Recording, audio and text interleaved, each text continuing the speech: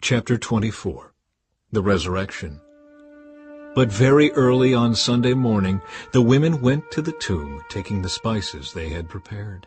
They found that the stone had been rolled away from the entrance. So they went in, but they didn't find the body of the Lord Jesus. As they stood there puzzled, two men suddenly appeared to them, clothed in dazzling robes. The women were terrified and bowed with their faces to the ground. Then the men asked, "Why are you looking among the dead for someone who is alive? He isn't here. He is risen from the dead.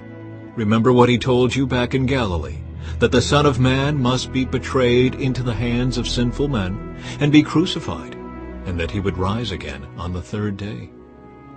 Then they remembered that he had said this.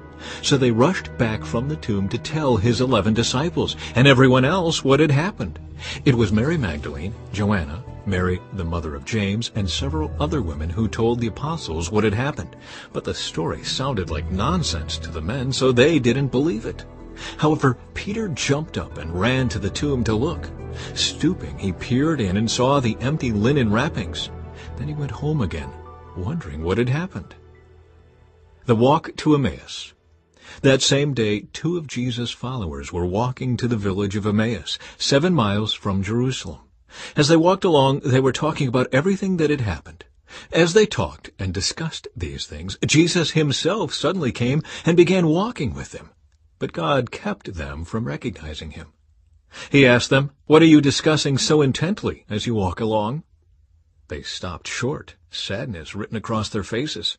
Then one of them, Cleopas, replied, "You must be the only person in Jerusalem who hasn't heard about all the things that have happened there the last few days."